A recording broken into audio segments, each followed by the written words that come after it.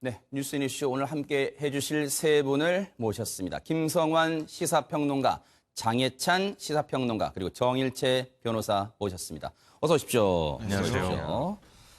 자, 먼저요. 계엄 문건 작성 등 논란의 중심에 서 있는 기무사가 또 다른 의혹에 휩싸였습니다. 어떤 내용인지 발언 한번 들어보시고 이어가 보도록 하겠습니다.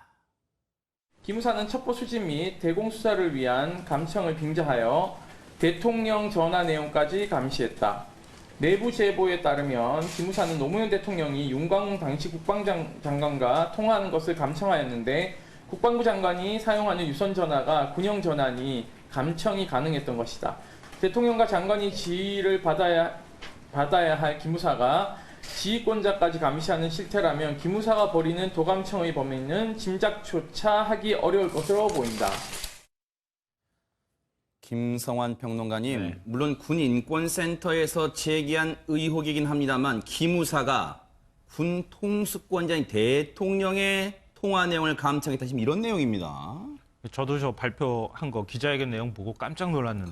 그러니까요. 이게 과연 이 대명천지의 21세기의 대한민국에서 가능한 일인가 네. 도저히 이해가 되지 않고요. 네. 물론 이제 시기를 추정해 볼 때 윤광웅 그 국방부 장관이 있었던 시절이었으니까 네네. 2004년부터 2006년 사이쯤이 될 것 네네. 같아요. 그러니까 지금으로 따지면 한 10여 년 정도 그러네요. 전에 있었던 일이긴 하지만 네네. 그래도 당시에도 민주화가 이루어졌던 시기였잖아요. 그렇죠. 그러니까 기무사가 대통령하고 국방부 장관이 통화하는 내용을 네. 군 통신선은 이 감청을 할 수가 있다고 하는 이유 때문에 네. 그걸 이용해서 대통령하고 장관이 통화하는 내용을 감청을 했다. 이게 도저히 네. 상상이 안 되고요. 네. 기무사가 이게 간이 배 밖으로 나오지 않고서는 아하. 이게 가능한 일일까 싶고 네. 아니 예를 들어서 기무사의 역할로 보면은 보안 방첩 기능이잖아요. 네. 대통령하고 국방부 장관하고 무슨 보안을 새나가게 뭔가 대화를 나눴다. 네. 아니면은 간첩과 관련된 내용을 얘기했다. 이런 얘기가 될 수 있는 거잖아요. 네. 아무리 범죄와 관련된 내용이 있다 하더라도 네. 대통령의 통화 내용을 감청한다고 하는 것은 이건 도저히 있을 수가 없는 일이다. 네. 이건 철저히 수사를 해야 될 네. 대상이 될 수밖에 없을 것 같습니다. 네. 저때 이 통화 감청 내용도 지금 주목을 끌고 있는 게 장 평론가님, 당시의 통화 내용은 문재인 당시 민정수석의 업무 내용 가지고 얘기를 나누던 게 감청이 됐어요. 지금 혹시 이 당사자였던 당시 노무현 대통령과 윤광웅 국방부 장관은 혹시 이 사실을 알고 있었을까요? 어떻습니까? 윤광웅 전 국방부 장관 같은 경우는 본인이 입장을 짤막하게 밝혔습니다. 아하. 이제 대통령과 통화를 한 번쯤 했을 수도 있다. 그러나 네. 당시에 기무사가 감청을 했는지 안 했는지 자신은 전혀 알지 못한다고 했고요. 그 부분에 대해서 전직 장관으로서 지금 의견을 밝히는 것은 부적절할 것 같다면서 매우 신중한 태도를 취했습니다. 아하. 기무사의 공식 입장은 아직 명확하게 나오지 않고 있는데 네. 만약 정말 군인권센터의 폭로 내용대로 당시 노무현 전 대통령과 윤광웅 전 장관이 네. 문재인 지금 대통령이죠. 당시 민정수석에 대한 내용에 대해서 전화통화로 나눴다면 이 부분은 기무사가 감청할 이유가 전혀 없는 내용 아니겠습니까? 아하. 물론 군용 회선을 기무사는 감청하여 합법적인 권한을 가지고 있지만요. 아. 분명한 근거가 존재합니다. 네. 국가 안보를 위해 필요한 경우에만 감청을 할 수도 있다. 이런 식으로 네. 우리 통신비밀보호법에 나와 있기 때문에 네. 만약 기무사가 이 대통령의 통화 내용 감청한 게 확실하다면 네. 그 내용이 어째서 국가 안보를 위해서 필요한 내용이었는지 네. 그리고 그 내용이 정말 문재인 당시 민정수석과의 어떤 업무 관련 내용이었다면 네. 그 부분을 군에서 합법적으로 우려할 만한 근거가 있었는지에 대해서 명확하게 밝혀야만 국민들의 불안을 종식시킬 수 있을 것 같습니다. 아니 그러면 지금 합법이었다라고 지금 주장을 하고 있으니까 그럼 우리 법률 전문가이신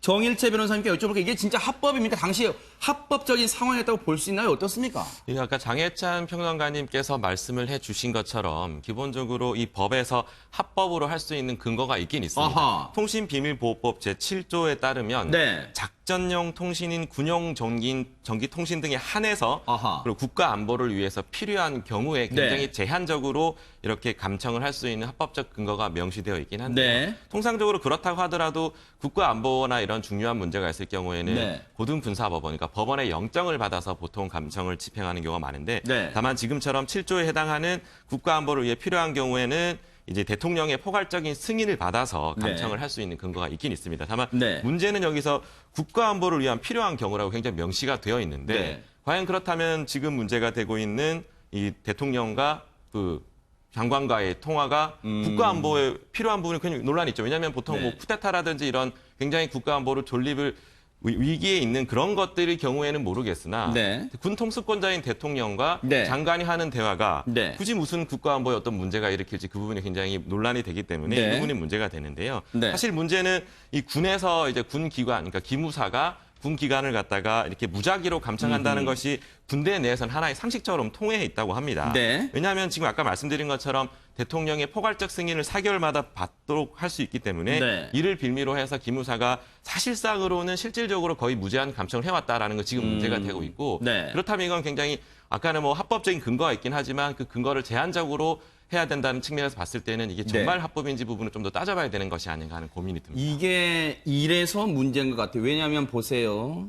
국가 안보를 위해 필요한 경우 합법적 감청 근거가 명시되어 있다고 하는데 이 상황을 대통령과 당시 대통령, 군 통수권자인 대통령과 당시 국방부 장관이 나누는 대화 내용이 그걸 감청하는 게 국가 안보를 위해 필요한 경우라고 해석할 수 있는 유권 해석이라고 한다는 게 이게 고무줄 잣대처럼 될 수 있는가가 문제인데 일단은 이 논란은 혹시라도 나중에 기무사 관련 개혁 과정에서나 또는 수사가 지금 군검 합동수사단이 있기 때문에 이 부분까지 혹시 들여다볼지는 앞으로 지켜보겠습니다. 그런 가운데 이번 폭로를 통해서 김성환 평론 나온 내용 네. 중에 더 기가 막힌 내용이 있습니다.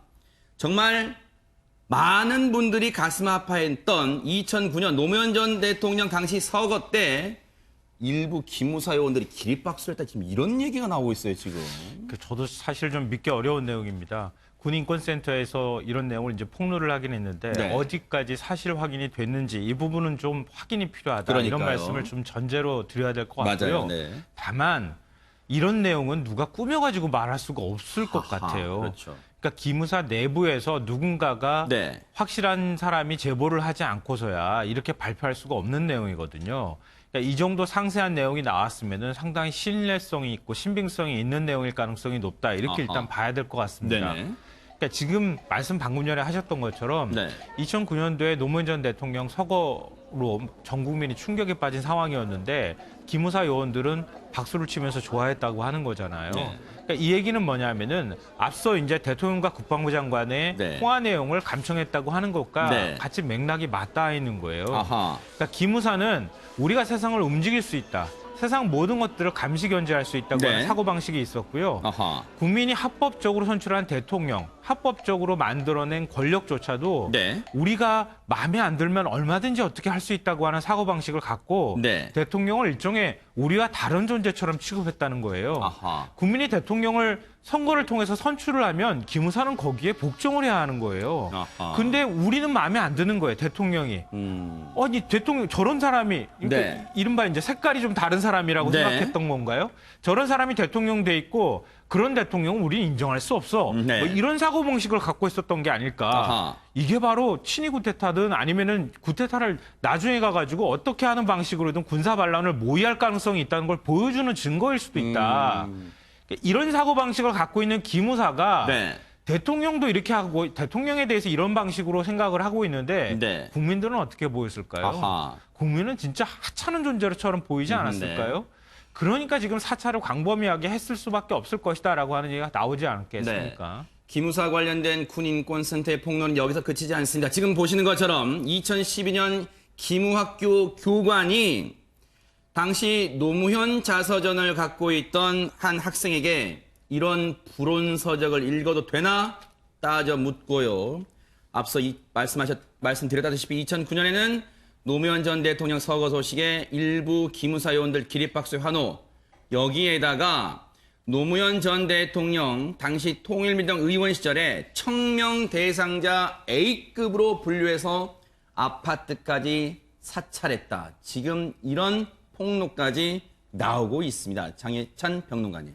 이게 청명 계획에 대해서 간략하게 설명드리면 그러니까요. 1989년 노태우 정권 시절의 일입니다. 아하. 당시 또 민주화에 대한 열망이 굉장히 뜨겁게 고조되던 시절이었기 그렇죠. 때문에 이 기무사에서 이제 당시 이제 국군 보안사령부로 불렸습니다. 아하. 보안사에서 유사시 이제 친위 쿠데타를 일으킬 만한 또 작전을 세웠습니다. 그때 청명 계획이라고 해서요. 문제가 될 만한 요주의 임무들을 조기에 검거한다 이런 계획을 세우고 이 리스트를 A급부터 B급, C급까지 나눴는데 네. 여기 나오는 것처럼 노무현 전 대통령도 A급 청명 대상자였고요. 지금 민주당 전당대회 당대표 후보로 나와 있는 이해찬 의원 네. 그리고 대통령 비서실장인 임종석 의원 등도 당시 모두 A급 청명 대상자였습니다. 그래요? 이런 사실들이 폭로되면서 이제 당시 국군 보안사가 어떤 여론의 집중 포화를 맞게 되고 네. 향후 이제 또 민간인 사찰 내용까지 폭로가 되면서요. 네. 이름을 이제 개혁을 하는 의미에서 네. 이름을 기무사로 바꾼 것입니다. 아하. 하지만 이름은 바뀌었지만 이번 군인권센터의 폭로 내용이 정말 사실이라면 네. 이름만 바뀌었을 뿐 예전 보안사 시절에 그러니까요. 하던 일을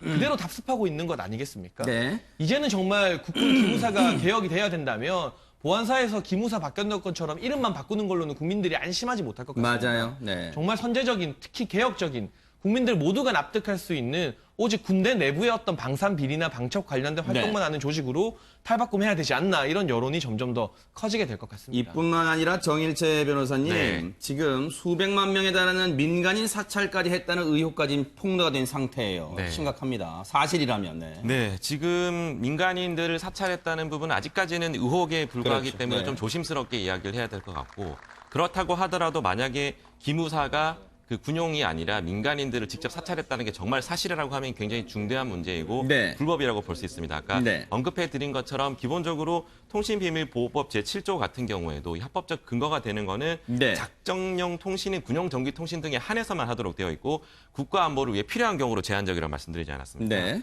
근데 그게 아니라 만약에 민간인들을 갖다가 아주 다양하게 그리고 많은 사람들을 실제로 사찰했다 그럼 이거는 당연히 불법 소지가 아주 크다고 볼 수가 있고요. 네. 의혹에 불과하지만 지금 제기된 내용은 이런 식이라고 합니다. 그러니까 네. 기무사가 굉장히 많은 정보를 관리할 수가 있는데 네. 이를테면 군부대의 개인이 면회를 오지 않습니까? 네. 면회를 올 때 신분증을 제시하면 그 신분증을 갖다가 정보를 다 체크를 하고 있습니다. 그런 것들을 다 모아서 한 달마다 위병소에서 모아서 쭉 리스트를 모은 다음에 필요한 민간인들을 갖다가 사찰했다 이런 의혹인데요. 네네. 심지어 이런 뭐 군사법원을 방청하는 그런 사람들 아니면 언론인들 같은 경우에도 군부대를 방문하는 경우가 있는데 그런 기자들의 정보까지 다 취합을 한 다음에 필요한 정보들을 갖다가 네. 심지어는 군용 내의 장비뿐만 아니라 네. 경찰망, 경찰 회선을 이용했다는 얘기도 있거든요. 네. 그러면은 이 군대가 기무사가 쉽게 말하면 군대 내의 어떤 그런 장비뿐만 아니라 경찰 그러니까 정부의 어떤 자산까지 활용해가지고 통합적으로 했다는 의혹인데요. 네. 이거는 이제 거기에 대해서 기무사 관계자는 뭐라고 얘기하고 있냐면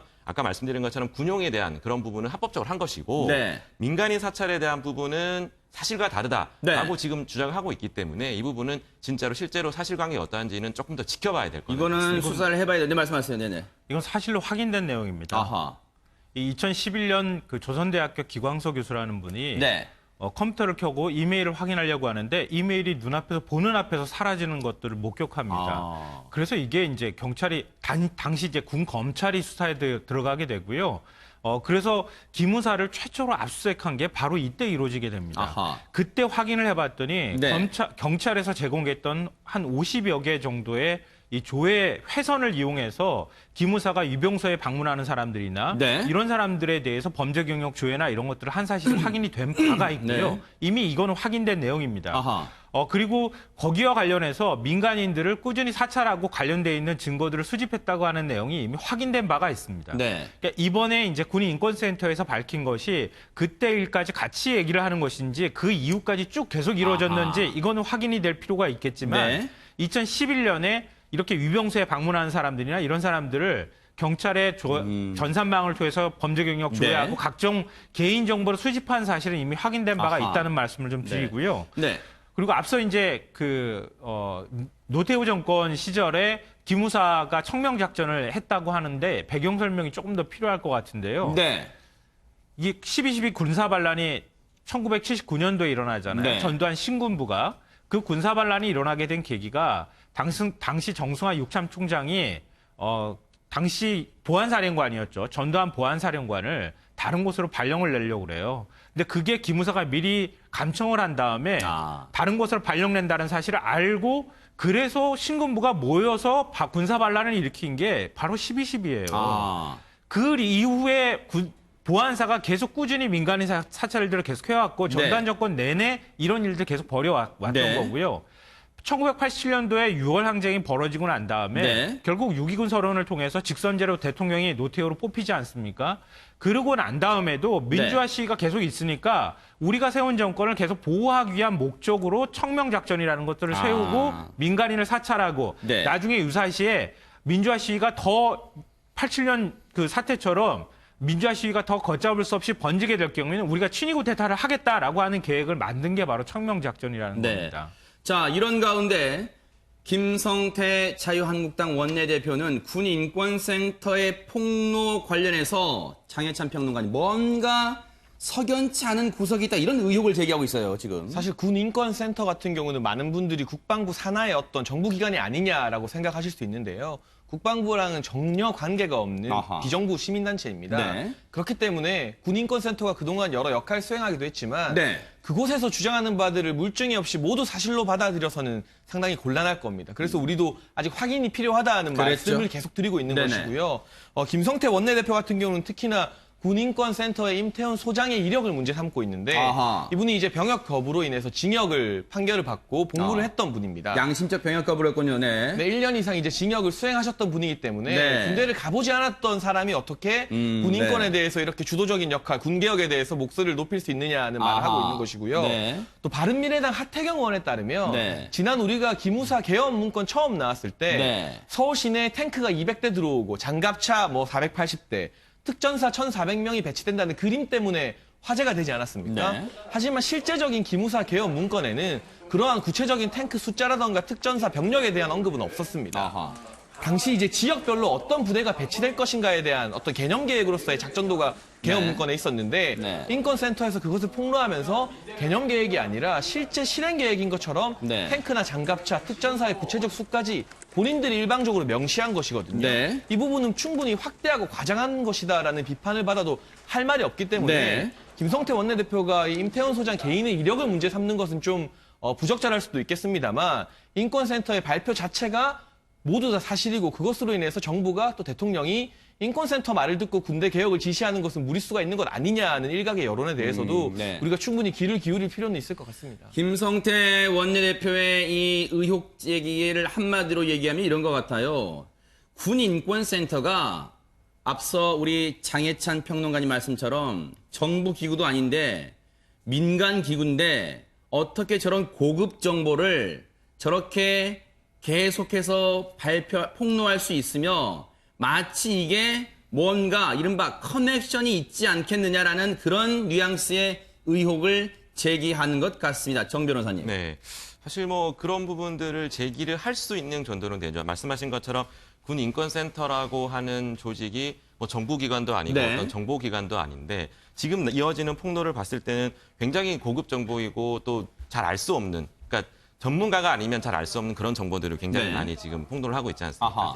그런 면에서 봤을 때는 그런 의혹을 제기할 수는 있습니다. 다만 그렇다고 하더라도 그런 의혹을 제기하는 것조차 의혹이지 않습니까? 그러니까 그렇게 생각해 보면은 지금 사실은 이런 의혹들을 제기하고 그 와중에 가장 핵심적인 부분은 어쨌든 간에 기무사가 그동안에 이런 감찰을 무제한적으로 해왔다는 그런 거는 사실이라는 점이죠. 네. 그러니까 물론 이제 세세한 부분은 어느 정도 수사라든지 이런 걸로 밝혀져야겠지만 네. 실제로 문제점이 있다는 점, 그리고 그 역병의 시간 동안에 우리 역사 속에서 기무사가 당연히 좋은 일도 해왔지만 문제점이 굉장히 많이 있었다는 점에 대한 인식은 필요하다는 것이고요. 네. 실제로 그런 면에서 앞으로 지금 기무사 관련 의혹이 일파만파 제기되고 있다 보니까 결국에는 이 기무사를 갖다가 개혁해야 된다는 얘기가 나오고 있고 그런 부분들에 대해서는 좀 더 고민을 해봐야겠지만 사실 좋은 방향으로 나가는 쪽으로 고민을 해봐야 될 것 같습니다. 우리 김성환 평론 짧게 짚어보고 다음 주제로 넘어가겠습니다. 네, 하시죠. 네. 저는 29개월 동안 현역 복무한 사람이니까 얘기할 자격이 있다고 생각하는데요. 네. 군대 안 다녀온 대통령도 있었고요. 군대 안 갔다 온 대통령 권한대행도 있었습니다. 네. 군대 안 갔다 온 사람은 군 문제에 대해서 얘기할 수 없나요? 군대 안 갔다 오고 그런 여성들은 군 방산비리나 군 내부의 문제에 대해서 비판할 수 없나요? 저런 제보를 받고도 그러면 가만히 있어야 되나요? 계속 끊임없이 꼬리에 꼬리를 무는 여러 가지 질문들을 할 수밖에 없는 상황이고요. 저런 것 때문에 불필요하게 자유한국당 지지율이 떨어지는 거예요. 그러니까 차라리 의혹 제기를 할 것 같으면 아니 저런 고급 정보가 어디서 들어왔습니까? 이건 뭔가 정부하고 커넥션이 있는 거 아닙니까? 의심할 수 있을 수 있다고 봐요. 야당 입장에서. 그 의심에 대해서 얘기하면 되지. 그 사람의 성 정체성을 왜 얘기합니까? 저기서. 김성태 원내대표가 뭐 막말이나 이런 부분에 대해서 사실 굉장히 그런 거에 거부감도 많이 나타내고 품격 있게 얘기해야 된다는 점을 많이 그동안에도 강조해 왔는데 네. 왜 이런 얘기를 했는데 도저히 저는 네. 개인적으로 이해가 안 됩니다.